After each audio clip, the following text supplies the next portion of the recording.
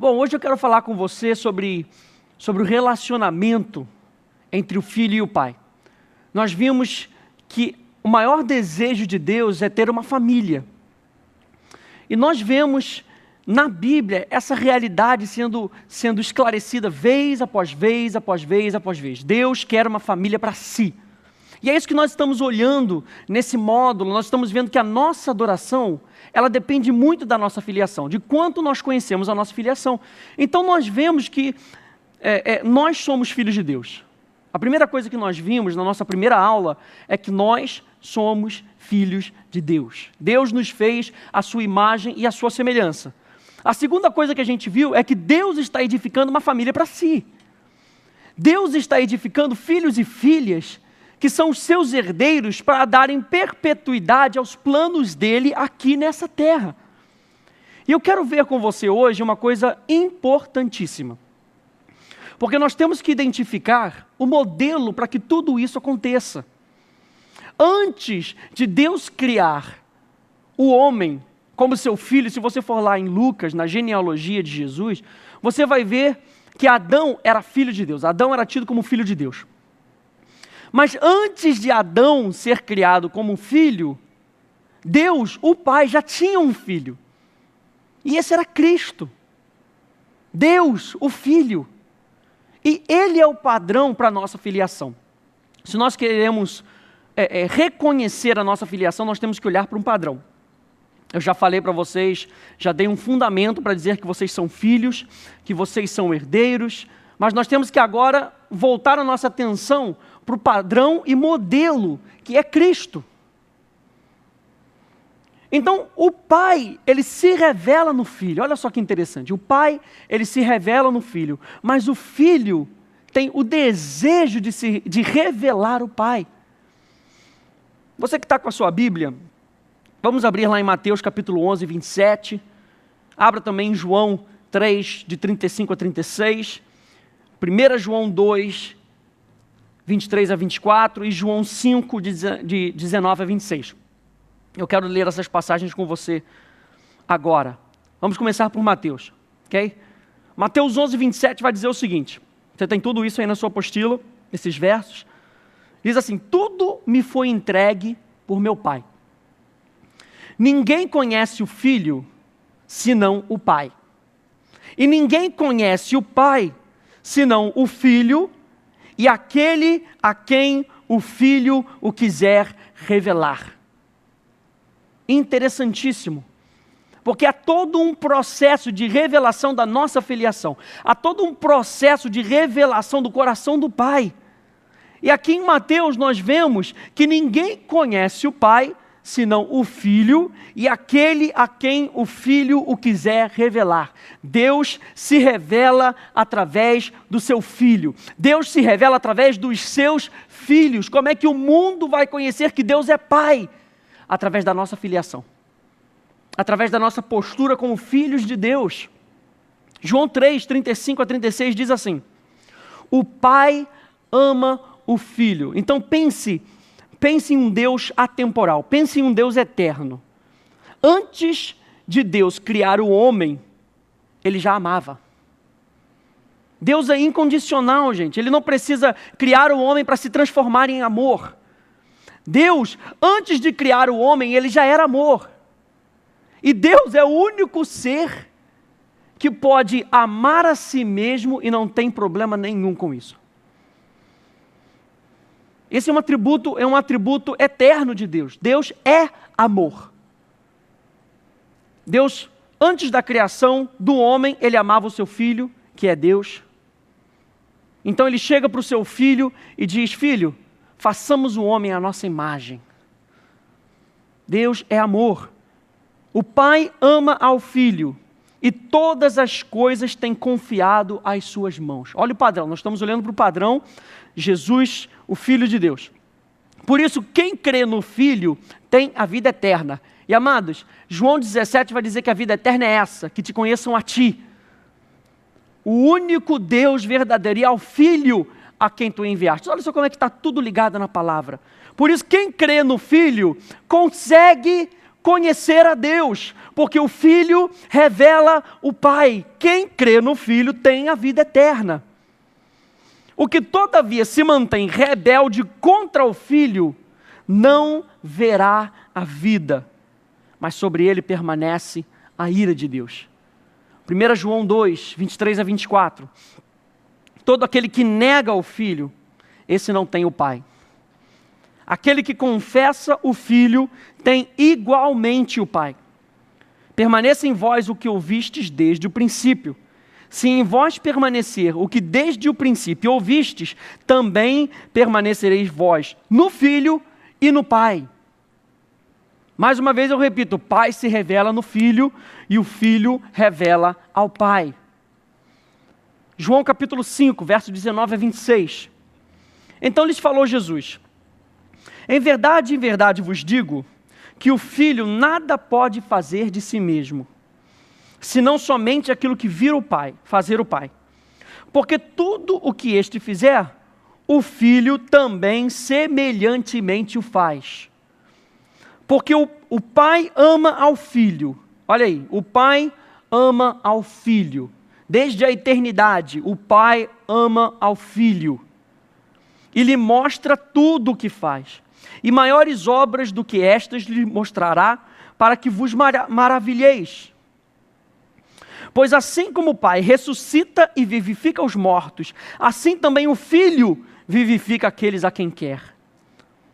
E o Pai a ninguém julga, mas ao Filho confiou todo o julgamento, a fim de que todos honrem o Filho do modo por que honram o Pai. O Filho é a expressão do caráter, da natureza, da vida do Pai. Se você honra o Filho, você honra o Pai. Se você honra o Pai, você honra o Filho. Se você glorifica o Filho, você glorifica o Pai. Se você glorifica o Pai, você glorifica o Filho. O Pai se revela no Filho, o Filho revela ao Pai. Em verdade vos digo, quem ouve a minha palavra e crê naquele que me enviou, tem a vida eterna. Não entra em juízo, mas passou da morte para a vida. Em verdade vos digo, que vem a hora e já chegou, em que os mortos ouvirão a voz do Filho de Deus.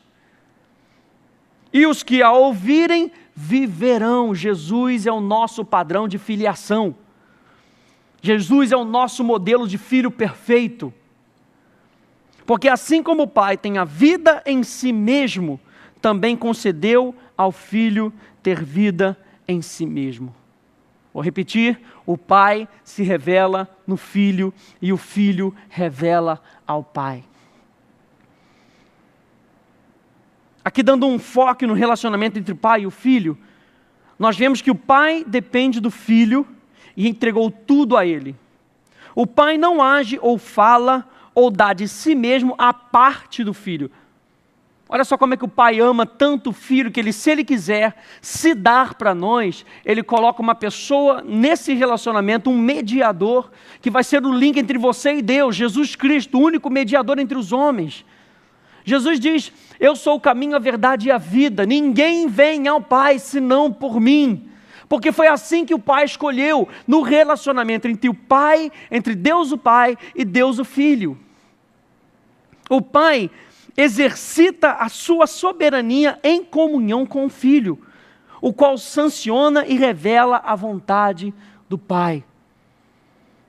O Pai expressa a sua identidade no Filho, porque o Filho é o Filho que o faz conhecido. O Pai é idêntico ao Filho em ser e natureza. O Pai opera em parceria com o Filho na criação, na redenção e no julgamento. O relacionamento do Pai com o Filho está no coração do Evangelho. Se você olhar para as cartas, se você olhar para os Evangelhos, se você olhar para todo o Novo Testamento, você vai ver esse relacionamento entre o Pai e o Filho, algo genuíno, algo sincero, algo que Deus escolhe, a maneira, o modus operandi, a maneira com que Deus escolhe para se revelar aos homens. E o interessante é que o Filho, ele vai receber a sua identidade do Pai. E nós estamos falando aqui do Filho, Jesus, o Filho modelo, o Filho padrão. Na nossa adoração, nós temos que identificar esse processo. Na nossa adoração, nós temos que identificar que Jesus é o modelo daquilo que nós entregamos para Deus. O que você tem entregue a Deus? O que você tem colocado nas mãos de Deus? O que você tem dado para Deus? Será que tem sido através do canal chamado Jesus Cristo, Filho de Deus? Será que você tem apresentado algo que se pareça com Deus? Será que você tem dado algo que é a imagem e semelhança de Deus em tudo aquilo que você faz? Em tudo aquilo que você é? Da onde vem a sua identidade? De onde vem a sua identidade? Nós vimos no primeiro capítulo que nós somos filhos, nós vimos que Deus é que está edificando a sua própria família, mas de onde vem a sua identidade? Porque o filho recebe a sua identidade do pai. E muitos tentam descobrir a sua identidade, ou seja, quem realmente são, olhando para dentro, ou seja, psicologicamente. Muitos tentam olhar para trás, tentando descobrir quem realmente são através da história. Muitos tentam, porém, olhar para fora, para as suas realizações. As pessoas deixam que as suas realizações, ou então os seus fracassos, determinem quem eles são. Mas o filho, ele sempre se orienta através de um marco chamado pai. Pai, seja feita a tua vontade. Pai, venha o teu reino. Pai, eu não posso fazer nada além daquilo que eu vejo e eu ouço você fazendo. As minhas ações têm que ser, andar coerentemente com a vontade do Pai. E Jesus, ele vai nos mostrar isso. Jesus conhecia a si mesmo, olha só, como filho, porque ele conhecia Deus como pai. Jesus conhecia a si mesmo como filho, porque ele conhecia a Deus como pai. Nós temos uma música aqui que nós cantamos, cujo pré-coro diz: quanto mais eu te conheço, mais te quero. Quanto mais eu te procuro, mais encontro-me em ti. Porque a nossa identidade não está em nós mesmos. A nossa identidade está em quem Deus é. Porque assim como Ele é, nesse mundo nós também somos, diz o apóstolo João. Imagem e semelhança. Você tem que repetir isso para você: eu sou imagem e semelhança de Deus. Não deixe que o seu fracasso, não deixe que até mesmo as suas realizações determinem quem você é. Você é aquilo que Deus fez você ser, imagem e semelhança de Deus. A sua adoração tem que ser guiada por esse princípio: Deus, o Pai. Eu sou filho de Deus, eu tenho a natureza de Deus, por isso eu respondo como filho de Deus. Minha mentalidade não é uma mentalidade escrava, a gente vai ver isso mais para frente, não é uma mentalidade de coitado, de um derrotado, porque eu sei que Ele, através do Filho, já venceu todas as minhas batalhas. E quando eu chego para adorar a Deus, eu não chego de uma posição derrotada, eu chego de uma posição de que eu sou mais do que vencedor em Cristo Jesus, porque Ele sempre me conduz em triunfo. Em cada crise, em cada teste, seja para a vida ou para a morte, Jesus, o Filho, recebeu uma confirmação da sua identidade pessoal, de quem Ele era. Eu quero ver isso com você. A primeira foi no templo. Você acha lá em Lucas, capítulo 2, de 41 a 50. Jesus passava por uma fase, gente, onde Ele estava entrando em maturidade. Jesus estava crescendo. E Jesus começa então a procurar aquilo que ele estava vendo, aquilo que ele estava percebendo, que Deus era o Pai, e ele começa a colocar a Deus como prioridade na sua vida. Desde pequeno, 12 anos, ele já estava no templo buscando, perguntando, porque ele queria conhecer mais o Pai, porque conhecendo o Pai, ele saberia qual seria a sua missão, ele saberia quem ele seria. Então, Jesus começa ali no templo a nos dizer que a prioridade era o Pai. Que o sobrenatural era prioridade sobre o natural. Que o Pai tinha prioridade da sua atenção, da sua lealdade e da sua obediência.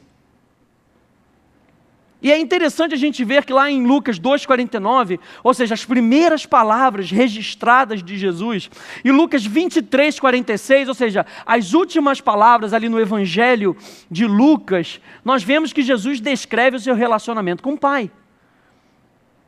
Ou seja, Jesus estava dizendo assim: olha, a primeira coisa que eu falo é em relação ao Pai.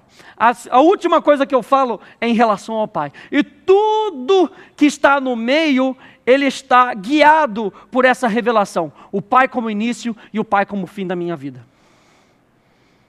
Será que nós temos guiado a nossa adoração? Ou será que nós temos dado para Deus algo que se inicia conosco e termina conosco? Muitas vezes nós entregamos a Deus uma adoração egocentrista. Porque nós queremos cantar aquilo que nos mexe e nós queremos entregar aquilo que abençoa a nossa vida. Sabe, amados, a bênção de Deus, ela é algo condicional à vontade de Deus. Agrada-te do Senhor e Ele satisfará os desejos do teu coração. A primeira coisa que Deus revela ao Filho era a prioridade dele como Pai. E Jesus percebe isso, ele busca a Deus, dizendo: Pai, Tu és o primeiro e Tu és o último. E toda a minha vida é guiada nesses dois parâmetros. A segunda fase é quando Jesus está para ser batizado no Jordão. Em Lucas, você pode ver isso em Lucas 3, 21 a 22, Mateus 3, 17, Mateus 17, 5, Marcos 1, 11, 2 Pedro 1, 17, que Jesus, ele vai ser batizado e é uma voz que é uma confirmação da filiação de Jesus. Amados, Deus está sempre nos confirmando a sua palavra, sempre. Se você tem ouvido para ouvir a voz de Deus, Ele está sempre confirmando quem você é. Porque existem várias vozes no mundo querendo te dizer quem você é em relação à derrota que o diabo já sofreu. Nesse mundo há várias vozes. Para quem você tem prestado atenção? Jesus estava atento à voz do Pai. Então no Jordão, Jesus aqui está para iniciar o seu ministério. E para iniciar o seu ministério, ele precisa de uma confirmação de Deus. E ele recebe essa confirmação quando do alto ouve-se uma voz e vem uma pomba, como símbolo do Espírito Santo para dizer: esse é o meu filho, em quem eu me comprazo. E é interessante nós vermos que isso daqui já é uma confirmação do Salmo 2. Porque o filho, ele foi empossado por um decreto e por uma unção. Então vem uma voz, que é o decreto de Deus dizendo: esse é o meu filho. E nós temos também a pomba, símbolo do Espírito Santo, representando a unção de Deus, para decretar: esse é o meu filho, ele é o rei, ele é o Senhor, ele é o herdeiro. E o meu ministério vai ser feito através dele. Isaías 42, 1. Eis aqui o meu servo, a quem sustenho, o meu escolhido, em quem a minha alma se compraz, pus sobre ele o meu espírito, ele promulgará o direito para os gentios. Aleluia! O filho recebe a confirmação do Pai no Jordão, na hora do seu batismo, de começar o seu ministério. O filho recebe a confirmação no deserto. No deserto. Você vê lá em Lucas capítulo 4, verso 1 a 11. E nós vemos que o ataque sofrido por Jesus era sobre a conscientização da sua filiação. Nós vemos, e nós vamos ver mais à frente, que a tentação de Jesus ataca a dependência do filho. Eu não quero entrar em detalhes aqui, porque nós temos uma unidade só para falar sobre isso. Então, o relacionamento apropriado de um filho com o pai é dependência. Anote isso aí. Rabisque no seu livro. O relacionamento apropriado de um filho com um pai é dependência.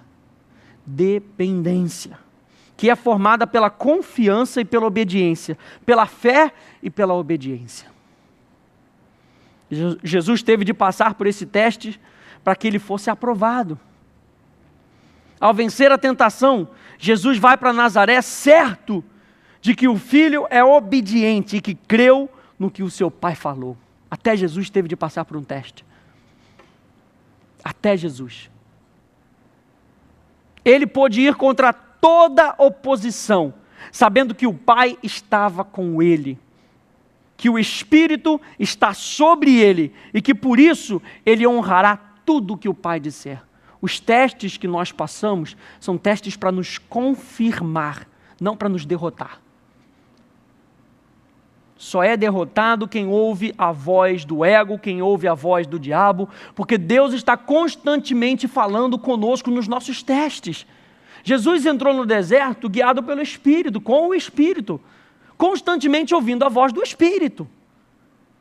E no meio dos seus testes, no meio das suas tribulações, a voz do Espírito Santo, ela ecoava dentro do Espírito de Jesus, dizendo: você é o meu filho, eu te gerei.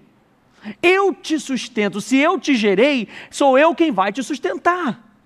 Porque você é meu servo. A posição de um filho, amados, é o fundamento da nossa filiação, é nós sermos servos de Deus, para cumprir o propósito de Deus. Nós somos filhos para cumprirmos os propósitos de Deus aqui nessa terra. A terceira ponto de confirmação é quando Jesus estava na transfiguração. Aqui é um ponto muito interessante, que eu quero ler com você. Lucas, capítulo 9, 28 a 35, diz assim: cerca de 8 dias depois de proferidas essas palavras, tomando consigo a Pedro, João e Tiago, subiu ao monte com o propósito de orar. E aconteceu que enquanto ele orava, a aparência do seu rosto se transfigurou, e suas vestes resplandeceram de brancura.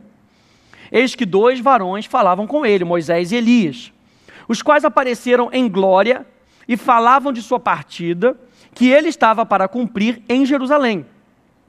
Pedro e seus companheiros achavam-se premidos de sono, mas conservando-se acordados, viram a sua glória e os 2 varões que com ele estavam.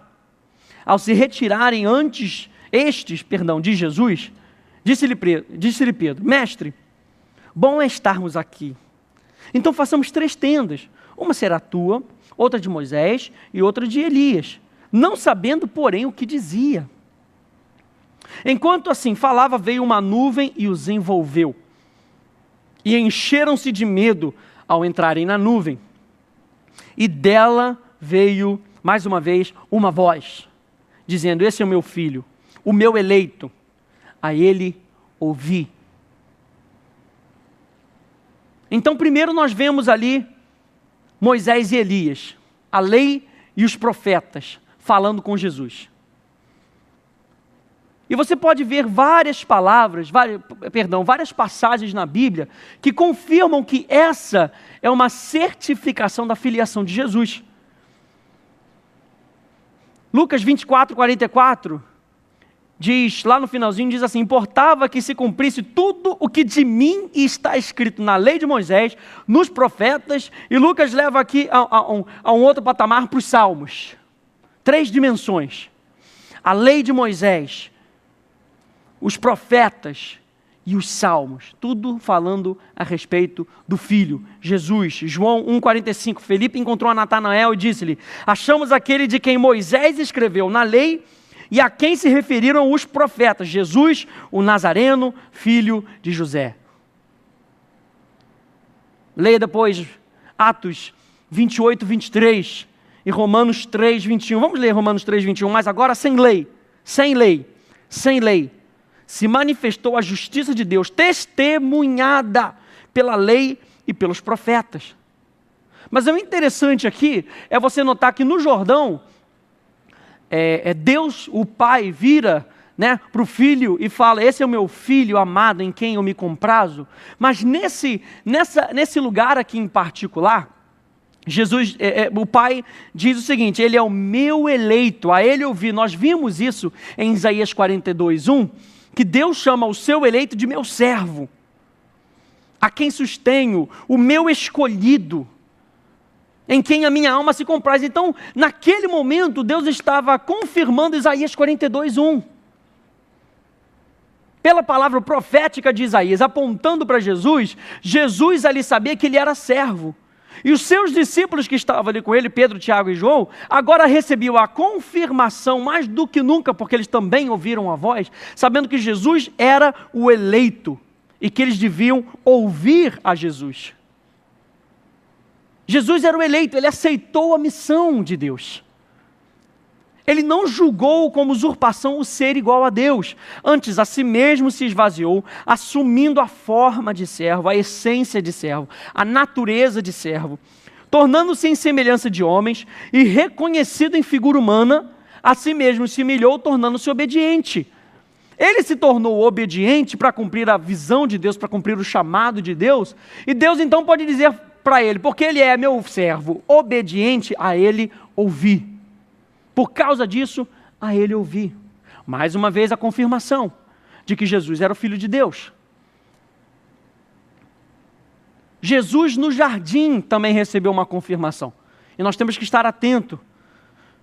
Porque aqui Jesus não ouve uma voz, mas ele vê uma ministração de Deus. E muitas vezes, amados, você não ouve uma voz dizendo algo para você. Você vê as circunstâncias se alinharem com o propósito de Deus para cumprir aquilo que Deus falou para você em tempos passados. E nós temos que estar atento às circunstâncias que nos envolvem. Será que as circunstâncias que nos envolvem estão alinhadas com os padrões de Deus? Ou será que elas estão fora de linha? Porque Deus, ele vai falar através das circunstâncias para você. Deus vai falar através de outras pessoas para você. Para confirmar que você é filho de Deus, para confirmar que você ouve a voz de Deus. Você sabe que no Novo Testamento, esse é um papel profético. Se existe profeta onde você está, o papel do profeta no Novo Testamento não é ser um link entre você e Deus. Porque esse é o papel de Jesus. O papel profético é te estimular e confirmar a voz de Deus para você. Como assim? Você ouve a voz de Deus e você tem uma figura profética na sua igreja e essa pessoa vem e fala a mesma coisa que Deus falou. Não é para você colocar confiança no profeta, é para você crescer em confiança de que Deus está falando com você. E quantas vezes nós deixamos isso, você que faz parte de um ministério de música, e quantas vezes você não vai ser usado numa plataforma para mover numa adoração profética? Algo que vai confirmar no coração das pessoas que Deus está falando com elas. Porque Deus fala com os seus filhos. E aqui no jardim, você pode ver lá em Lucas 22, 41 a 43, que Jesus se afasta por um pouco para orar. E ele diz: Pai, se queres, passa de mim esse cálice, contudo, não se faça a minha vontade e sim a tua. Verso 43, importantíssimo. Então lhe apareceu um anjo do céu que o confortava. Onde é que está a confirmação de que Jesus era o Filho de Deus? Na ação angelical servindo a Jesus. Salmo 91, verso 11 diz assim: porque aos seus anjos dará ordem a teu respeito, para que te guardem em todos os teus caminhos. Eles te sustentarão nas suas mãos, para que não tropeces em alguma pedra. E nós vemos em Hebreus, capítulo 1, de versos 5 a 14, que Jesus era superior aos anjos. Então os anjos estavam ali para ministrar ao Filho de Deus. Assim como os anjos são espíritos ministradores enviados para o serviço a favor dos que hão de herdar a salvação. Porque nós fomos feitos um pouco menor do que Deus. Os anjos foram feitos para cumprirem a vontade de Deus nos servindo. Servindo a você, servindo a mim. Para cumprir a vontade de Deus, não aquilo que você quer. A vontade de Deus. O filho não podia dar ordem aos anjos se a vontade de Deus não fosse primeiro proferida pelo Pai. Eles estão alinhados com Deus. Então anjos servem os propósitos de Deus. Você pode ver isso lá no Salmo 103, 20. E ministram aos filhos de Deus. Então, através da ministração dos anjos a Jesus, havia uma confirmação do Pai de que Jesus era Filho. E gente, através desse conforto de que vez após vez, veja bem, vez após vez, que Deus vira para o seu filho e fala: meu filho, você é meu filho, eu estou enviando anjos para te confortarem, porque você é meu filho. Eu estou tratando das circunstâncias para te dizer: você é meu filho. Porque Jesus tinha um propósito, ele precisava ir para a cruz. E o interessante é que Jesus encontra forças para tomar o cálice da ira, da rejeição, do julgamento de Deus, porque ele sabe que a mão que oferece o cálice ainda é a mão do seu Pai. E o Pai ama o Filho. Você tem que crescer nessa sua confiança de que o Pai ama o Filho, os seus filhos. Por isso, Ele edifica os seus filhos. Ele sustenta os seus filhos. A nossa adoração que nós entregamos para Ele é uma adoração de confiança de que Deus me ama. E que Deus me sustenta em todas as coisas. Então não importa se você está passando por uma crise de escassez, Deus te ama. E Ele te sustenta porque Ele sustenta ao seu servo, aos seus escolhidos. Tudo coopera para o bem daqueles que amam a Deus, aqueles que são chamados segundo o seu propósito, aqueles que servem à causa de Deus, ao ministério do Pai, aqueles que estão em conjunto com o Pai são um.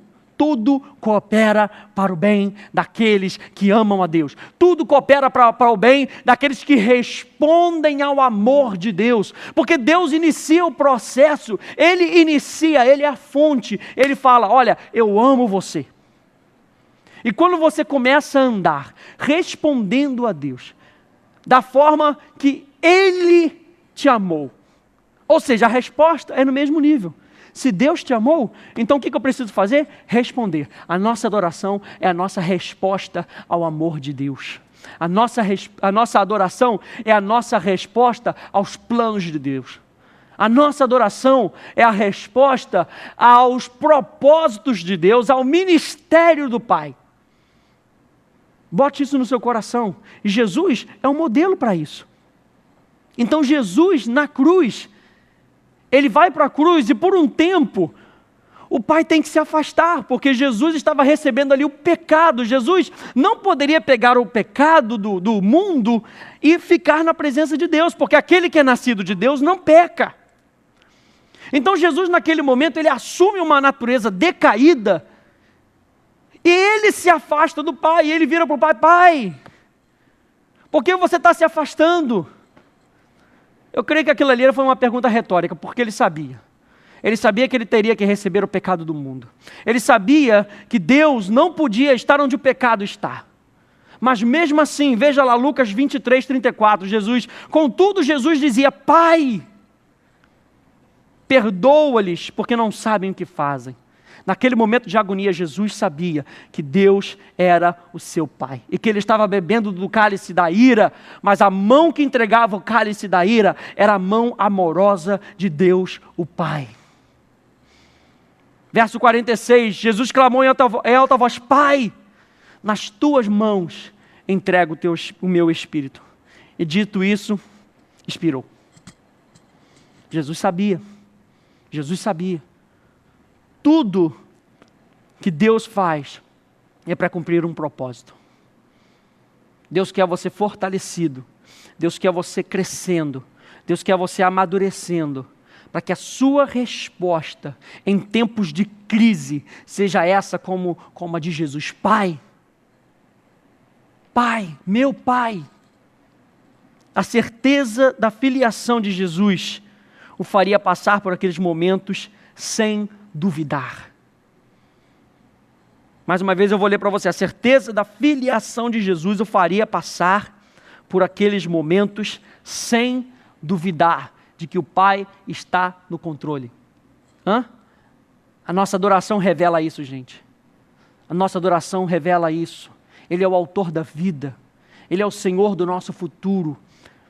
Ele é aquele que escreve a nossa história.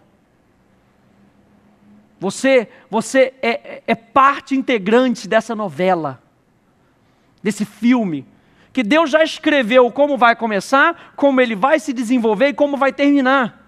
Cabe a você atuar conforme o roteiro. Deus tem um roteiro e Ele diz: eu sei os pensamentos que eu tenho a respeito de você. Eu sei como essa história vai começar, como ela vai se desenvolver e aonde ela vai terminar, porque eu planejei, eu tenho um destino e um futuro para você. E é nisso que nós ganhamos esperança. Quando nós estamos e nós lemos o roteiro do início ao fim e nós descobrimos que Deus é um Deus que nos ama. Tudo que nós temos que fazer é seguir o roteiro de Deus. Seguir o roteiro de Deus. Romanos 8, muito bom. Romanos 8 é um livro, é um capítulo que fala justamente da nossa filiação. Ele fala da nossa filiação com relação à nova natureza que nós temos, ao novo evangelho, ao Novo Testamento.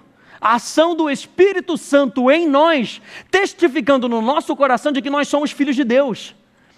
Que diremos, pois, à vista dessas coisas? Lembra que Jesus, no momento da crise, ele se lembrou: eu tenho um pai. Pai! Que diremos, pois, à vista dessas coisas? Se Deus é por nós, quem será contra nós? Olha só o nível da sua adoração. Aquele que não poupou o seu próprio filho, antes por todos nós o entregou, porventura não nos dará graciosamente com ele todas as coisas? Quem intentará acusação contra os eleitos de Deus? É Deus quem os justifica. Quem os condenará? É Cristo Jesus quem morreu, ou antes, quem o ressuscitou, o qual está à direita de Deus e também intercede por nós.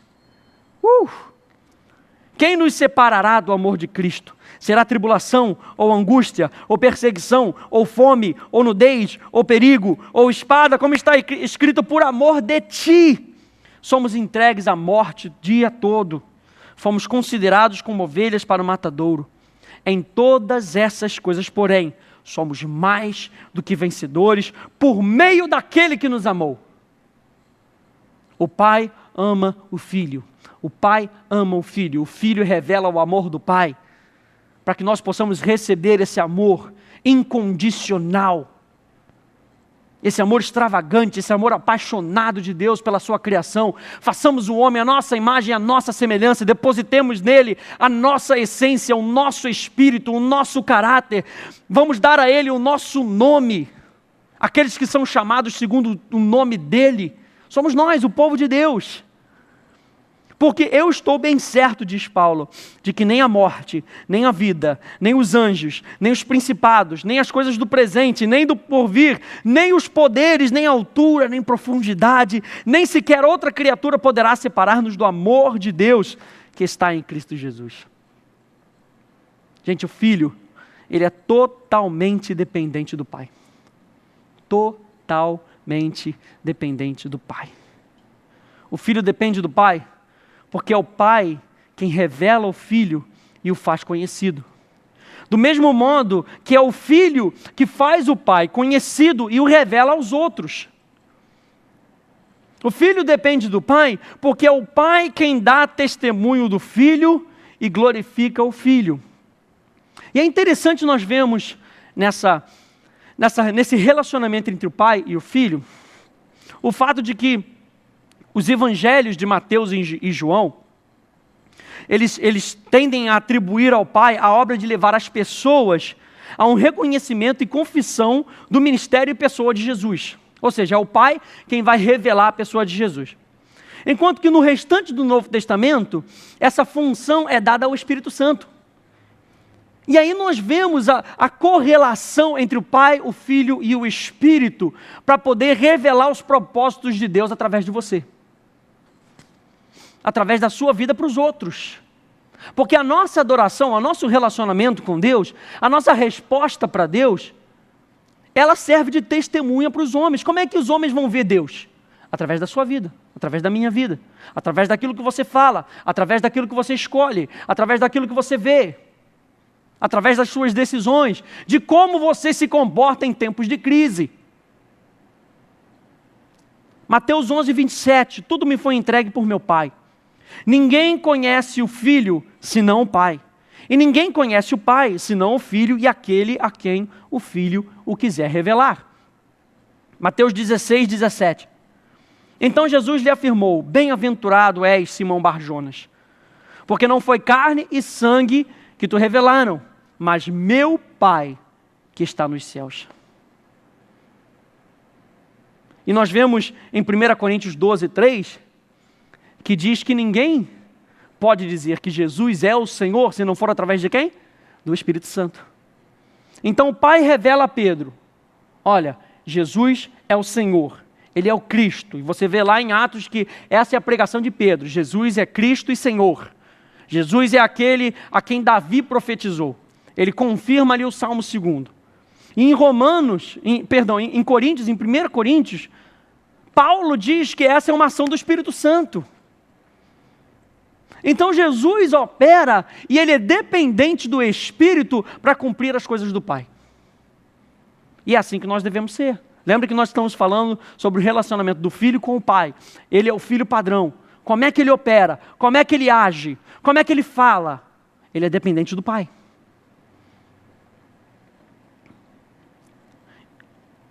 Em João 6, 22 até o verso 66, Jesus repetidamente reconhece a sua dependência e atividade do Pai. Por exemplo, no verso 27, ele diz que o Filho dá a vida eterna porque o Pai lhe deu esse direito, confirmando com seu selo. Dos versos 29 a 32, ele diz que para que nós possamos fazer a obra do Pai, nós devemos crer que o Pai enviou o seu Filho como verdadeiro pão do céu. No verso 37, diz que o Filho depende que o Pai envie pessoas e aqueles que o Pai lhe dá, Ele não rejeita. Isso demonstra a obediência do Filho, não importa quem venha. Se é o Pai quem está enviando, o Filho não pode rejeitar, porque o Filho é totalmente dependente do Pai. Verso 38 a 40 diz que a missão do Filho depende do conhecimento da vontade do Pai. A missão do Filho depende do conhecimento da vontade do Pai. Verso 44 a 45 diz que Jesus, o Filho, repete a declaração de que as pessoas serão levadas até Ele pelo Pai. Como? Ouvindo e aprendendo do Pai pelo Filho. Verso 57 diz que o Filho depende do Pai para viver. O Filho depende do Pai para viver. Verso 65, Jesus mais uma vez declara que ninguém vem ao Filho se não for levado pelo Pai.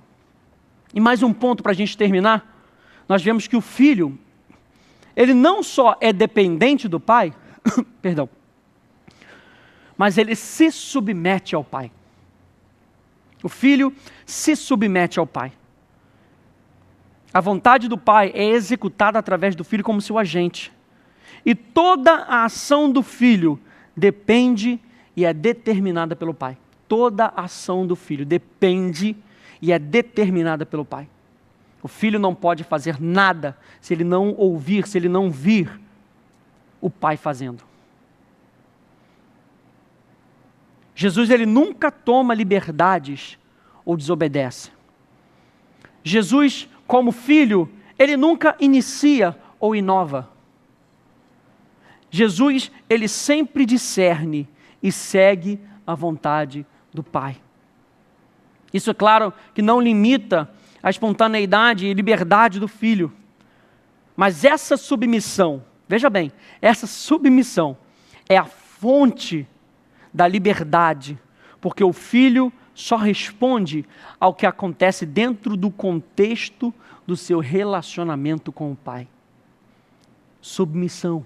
O Filho se submete ao Pai. Então aprenda que o Pai é a fonte da missão do Filho. O Pai é a fonte da missão do Filho. Jesus, ele é o apóstolos. Ele é aquele que foi enviado pelo Pai com a missão de cumprir aquilo o que o Pai lhe deu. Toda vez que Deus vier para você e Ele se revelar, é porque Ele quer fazer algo em você e através de você com aquela revelação. Então, se Deus te revela que Ele é a sua cura, não é só para você ser curado, é para que você seja uma testemunha do amor de Deus e de Deus como seu médico. Se Ele prover para você, não é só para suprir as suas necessidades, mas para que você dê liberalmente para expandir o reino de Deus na questão de finanças, na questão de bênção. Deus, ele sempre fala com propósito, gente. Ele nunca vai ficar falando. Sabe aquela pessoa que fala e no final não fala nada? Não, só estava querendo falar. Não, Deus nunca vai querer falar só por falar. Sempre quando ele fala, ele profere espírito e vida. Então ele mesmo tem cuidado com aquilo que ele fala. Porque as palavras que eu vos digo não voltarão para mim vazia. Então Jesus não pode ficar falando. Porque se ele proferir uma palavra, aquilo ali se torna vida. A bênção e a maldição, a morte e a vida estão no poder da língua. Deus sabe disso, porque foi Ele quem criou esse princípio. Então o Pai, Ele é a fonte do Filho. E Jesus entende isso. Hebreus 10, 7, então eu disse, eis aqui estou. No rolo do livro está escrito a meu respeito, para fazer, ó Deus, a tua vontade. Salmos 48, agrada-me fazer a tua vontade, ó meu Deus. Dentro do meu coração está a tua lei. João 6,38, porque eu desci do céu, não para fazer a minha própria vontade, e sim a vontade daquele que me enviou. João 20, 21. Jesus, entendendo esse princípio, ele fala, agora vocês vão ter o mesmo ministério que eu tenho. Qual é o ministério de Jesus? Fazer a vontade de Deus, fazer a vontade do Pai. E muitas vezes as pessoas se sentem perdidas na igreja, eu não sei qual é o meu ministério, não sei o que eu tenho que fazer. Você tem que fazer aquilo que Jesus fez. A minha vontade é fazer a vontade do Pai. A minha vontade é fazer a vontade do Pai. O seu ministério é servir a causa de Deus, o Pai. Através de um relacionamento com o Filho pelo Espírito Santo. Ah, mas eu não sei fazer isso, eu não. Meu irmão, faça aquilo que Deus mandou você fazer. Esse é o nosso chamado, servimos a Deus. Servimos a Deus, e Jesus entendia isso. E João 20, 21, ele vai dizer, disse-lhes, pois, Jesus outra vez, Pai seja convosco, assim como o Pai me enviou, eu também vos envio, para fazer o quê? A vontade do Pai que me enviou. E qual é a vontade do Pai? Você vai saber através do Espírito. Seja sensível. O Pai controla a missão do Filho. Lucas 7, 8. Porque também eu sou homem sujeito à autoridade. Também eu. Veja bem, porque também eu. Ou seja, o centurião sabia que Jesus estava debaixo de autoridade. Ele viu alguma coisa, ele percebeu alguma coisa e viu que Jesus estava debaixo de autoridade. Ele sabia que quem controlava aquilo que Jesus estava fazendo era alguém maior do que Jesus, era o Pai. Naquele contexto entre pai e filho, o Pai controla a missão do Filho. Dentro da sua vida terrena, houve um direcionamento secreto, mandatório, contínuo e pessoal, o qual modelou todas as decisões de Jesus. Como resultado, a vontade, as palavras, os pensamentos e ações do Filho eram continuamente submetidas à vontade, às palavras, os pensamentos e ações do Pai. Nunca você vai ver o Filho fazendo o que Ele quer. E última coisa, o Pai é o futuro da missão do Filho.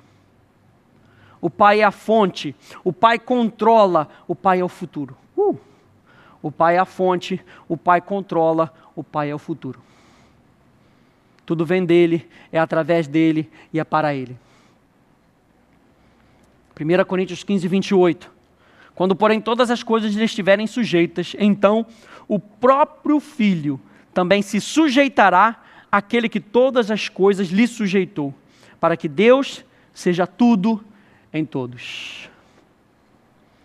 O Filho não edifica o reino para proveito próprio. Ele constantemente o submete ao veredito do Pai e no final das contas, ele o entregará ao Pai. Então a missão única do Filho é do Pai como a sua fonte, com o Pai como sua autoridade contínua, para o Pai como seu propósito final. Amém? Deus te abençoe.